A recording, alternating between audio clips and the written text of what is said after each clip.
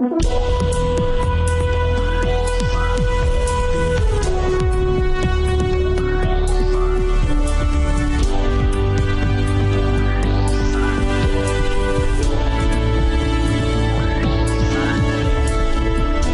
to Real Money Talks, how to make money, manage money, and invest money.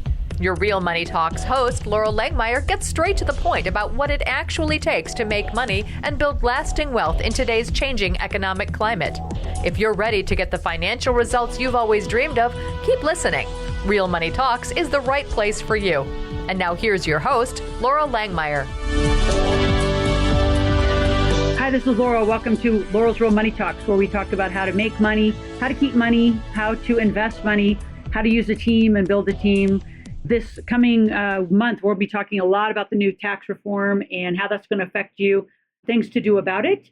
And we're going to continue a regular conversation around cannabis. So one of my favorite subjects, and I have my partner Ben with us today. So Ben, welcome to Laurel's Real Money Talks. Hi, Laurel. Thank you. So you are like original like IPO kind of guy, mergers, acquisitions, and now you are heavily into cannabis. So tell us a little bit about your journey and how'd you go from one entire space and now living in Vegas and having a grow, you have a dispensary. It's a great operation. How did that all happen? I've been fascinated by the industry the last 5 years. I first got introduced to it.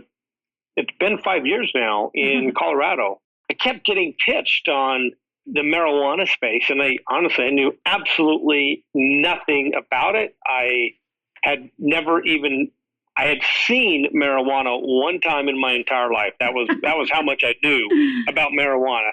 I just knew absolutely nothing about it, and other than being raised in the just say no to drugs, and marijuana definitely being grouped into that, and I had this very negative perception of marijuana and the way that the society was going with the marijuana space 5 years ago, which was still pretty young into the space, but more and more information was coming out, and I kept about the medicinal benefits to it. And so that's how it started for me 5 years ago, by being introduced to it through some opportunities in Colorado.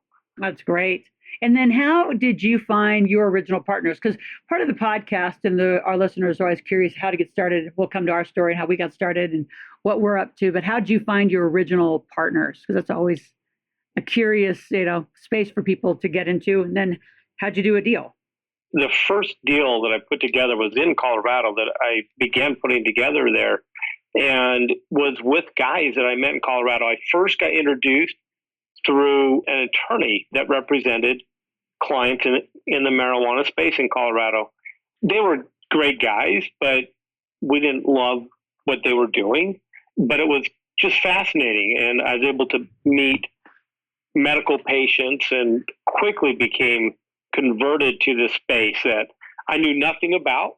And like you said, finding good partners was critical. So while I became fascinated by it and by this plant and the power of this plant, that the attorney that introduced me to this, that represented this transaction, asked me, hey, do you want to look at other transactions and meet other people in the space?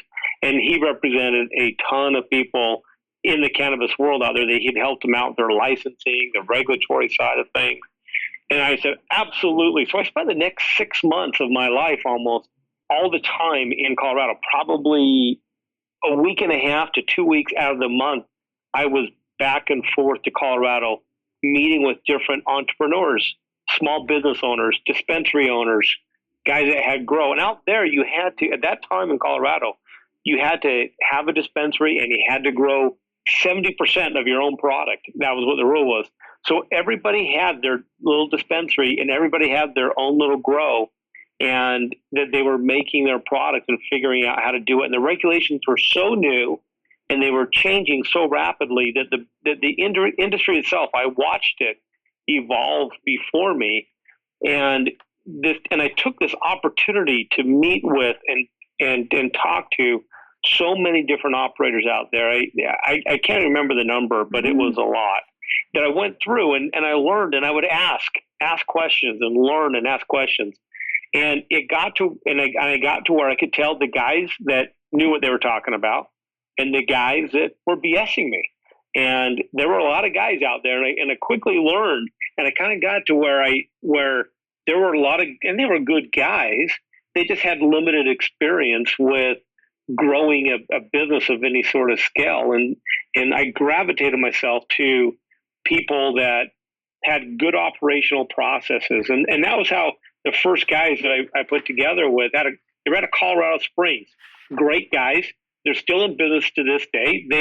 They do consulting work around the country. They're in Illinois. They're back east. They're in California, Colorado, Arizona.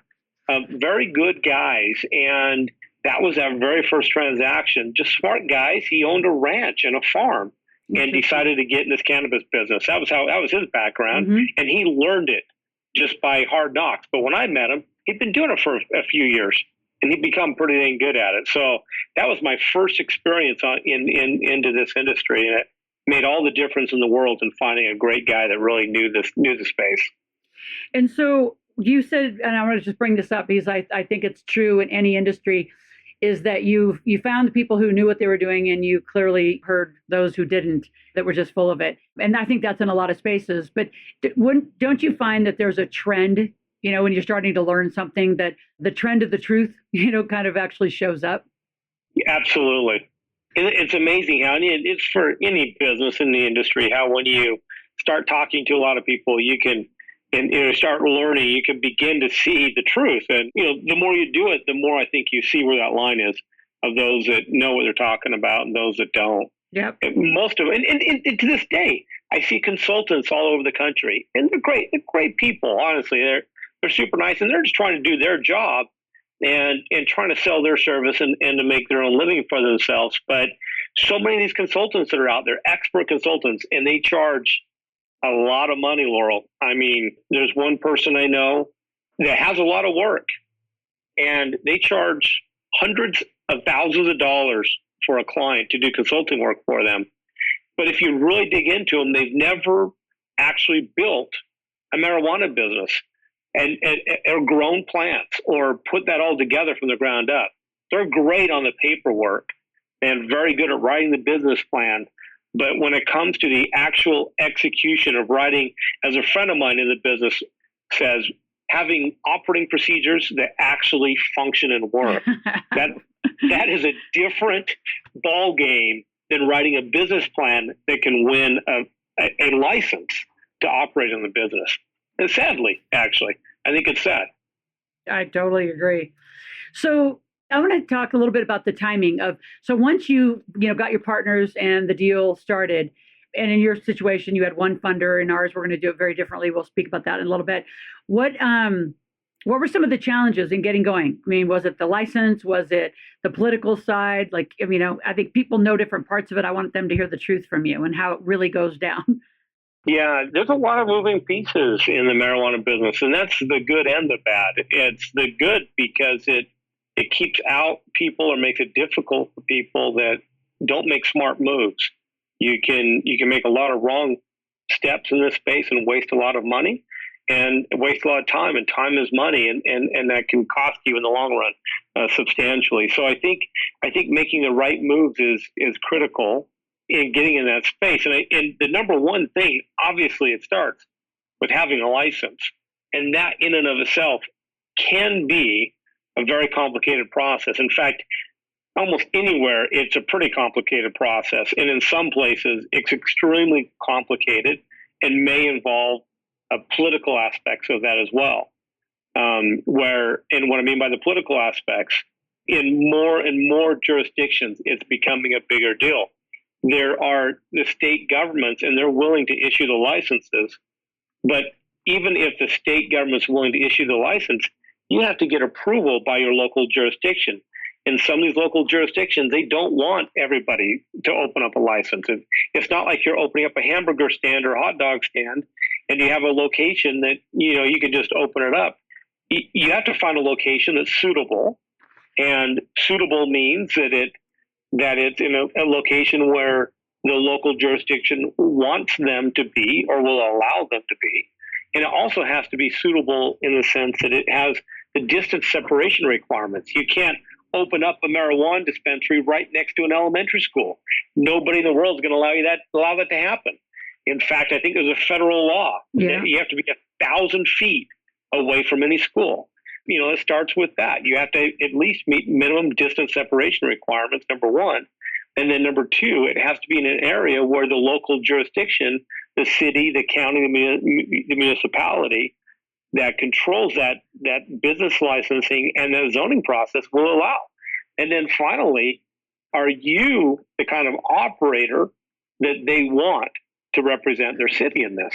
There's a city in California that I'm aware of, a relatively small city, and they went through a process. They had 20, 25 applicants for a dispensary license, but the city only wanted one dispensary license in the city. Well, how do they choose the one?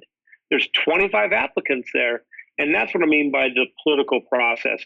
That means you have to go get to know these people that are making this decision and help them to understand why you are different than the many others that may be competing for that single license or those limited number of licenses that might be available there. And Ben, what was the distinctions that got you the license that just in general, we're talking to folks in Alberta, Canada right now about getting licenses. 1,900 people apply, somewhere in the 80-ish range of people get them. So what are some of the things that create that distinction? That's a pretty good number. On most of these applications, I think that you're saying 10 applicants for every one that's even available. And some of those are some very stiff competition. The one thing, I had limited experience in dealing with any political process in my past life. It just wasn't something I've ever really had to deal with. And I have to admit, I have been impressed by these local politicians, the city councilmen, the mayors, these county commissioners. I've gotten to know so many of them, not like we're best friends or anything, but I've gotten to know them on a professional level. And I have been impressed by the amount of time, effort, and energy that they're willing to invest in the process because they really care about their community. They're there giving community service, and they want the best for their community. And so you've got to separate yourself out as to why you are that best applicant. And that can be a lot of things. One, there's some obvious ones. A lot of the people that you'll see competing with them, they come in not looking very professional. The unfortunate thing about the marijuana business is there's a bit of a stigma for the perception of the lifestyle of marijuana, okay? Let's call it what it is, right? So, the person that might be a heavy smoker of marijuana, the perception is, and I think it's a false perception, by the way, is that person isn't a Wall Street investment banker. The truth is I've met very professional, white-collar investment banking lawyers, CEOs, executives of very large corporations that actually use marijuana for stress relief, medicinal purposes, and they are very professional people, and you would never pick them out of a crowd of consumers of marijuana. Now, so when you're going and competing against that, they want to give a perception to their community. So you want to go and look professional. It doesn't matter what you may look like, long hair, short hair, but at least present yourself very professional. And I think number two then that goes to, and I think it was very true in Nevada, is the politicians wanted people that were going to operate legally. They didn't want to if you open up a dispensary in a local city and it comes out in the news that you're selling drugs out the back door, or you're selling them to kids, or you're selling them unsafe, and you're not making sure that you have a high quality product that doesn't have negative pesticides and mildews and things that can be toxic and harmful to people. That type of press then goes back to that politician to say, why did you, Mr. Mayor, approve this person to run this dispensary, and look, he's a bad guy and he's done bad things. Whether that's true or not doesn't matter. It's the perception to that politician. And those politicians are very, very concerned, extremely concerned about what that perception is. And so they want people that are going to be professional. They're going to run it right. And the next thing I would say, they're going to give back to their community. They want to improve the community. So they're looking for people that are going to help to give that back. And I've seen people here in some of these application processes where they overplay that card. You've got to be legitimate, and you've got to really give it back and be sincere with what you do. But the ones that go in and say, give this big story that we're going to give all of this profit to our local community in education or drug education or anti-drug for kids, those types of things. But it's got to be a real plan. It's got to be executable, and it's got to be realistic to, otherwise it doesn't have credibility to that politician. They look at you and think, yeah, you're just trying to sell me to get this license.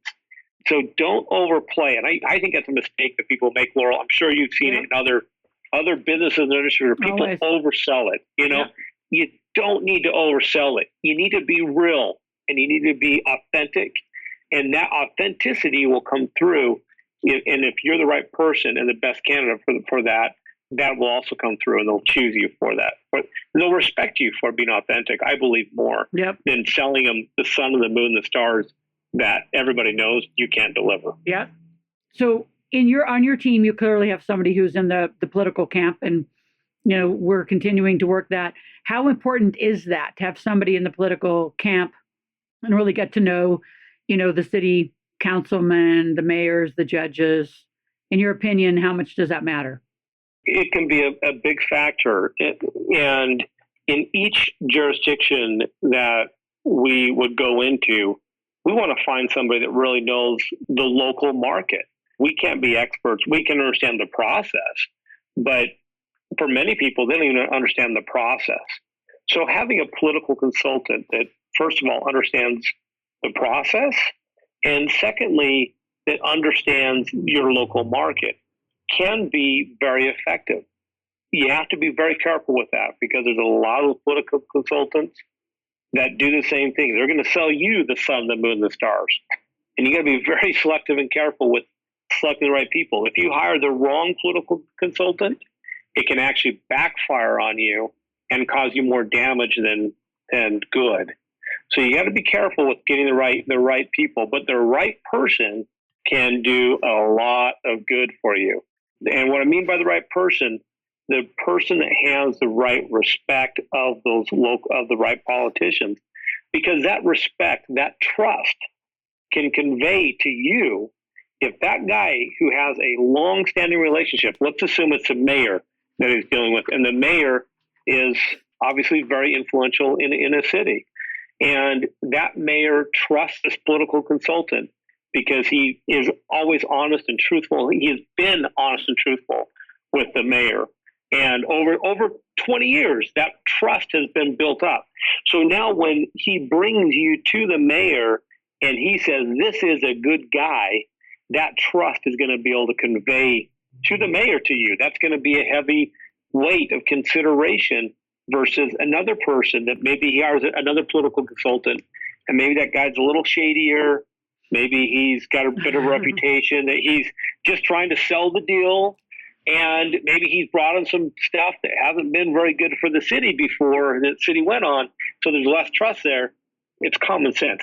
If you're the mayor, which one are you going to trust more? If everything else being equal. Now, they're smart people, and they recognize the political consultant and the role that they play. And that's not going to be that's not going to reason why you're going to get it or the reason why you're not going to get it. But it certainly is not going to hurt.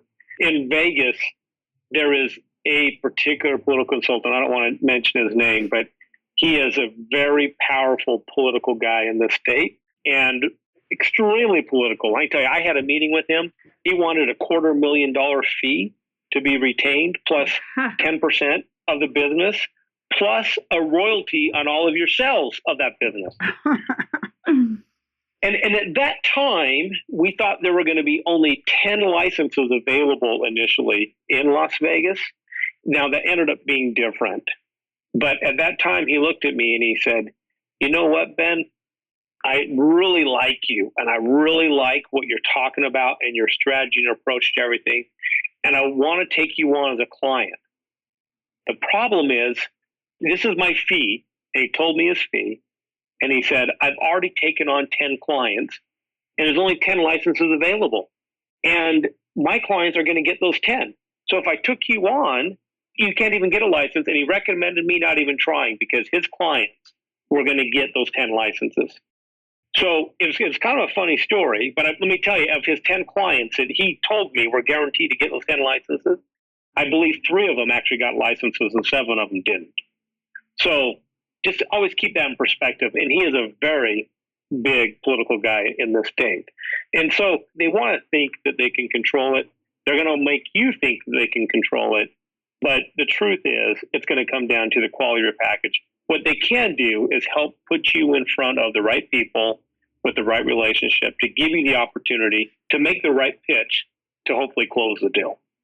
I know we got to wrap in just a moment. We could talk forever. And I'm actually going to be bringing Ben back on a regular basis to continue our journey through the podcast of our Cathedral City purchase, Henderson, moving into Alberta, Canada. So we are heavily going into all of those markets. But before we end, I just want one quick question is that I think the biggest question that I hear is, how do you know or how do you get in line to get a license? That's probably a big question. So we'll give a short answer and then we'll come back on another podcast and spend 25, 30 minutes really going through it. Yeah, it's a big open-ended question, but it starts with asking questions. Talk to your local jurisdiction. Your state has a process. They're not hiding the process. Go to the state, call the state, find out where that application is. And secondly, call your local jurisdiction.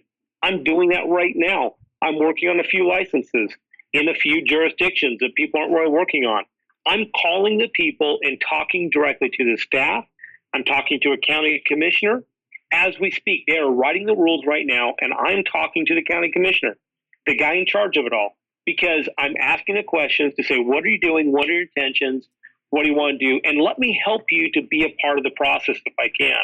And hopefully by being part of the process, we can end out the right way with it. But it really starts with just simply picking up the phone, going down and seeing them and saying, are you going to allow cannabis?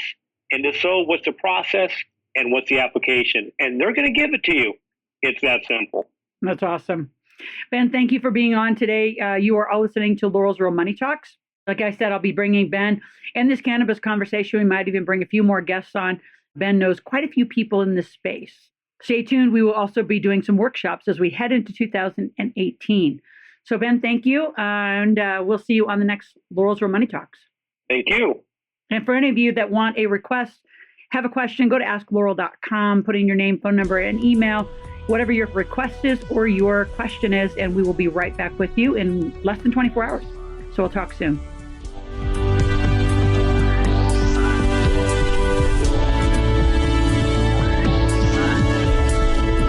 Thank you for joining Laurel for this segment of Real Money Talks, how to make money, manage money, and invest money. To continue this new conversation and to find free resources to support your wealth creation, visit asklaurel.com/podcast gifts. That's ASKLORAL.com/podcast gifts. Thanks for listening and join us again soon. New episodes are released every week.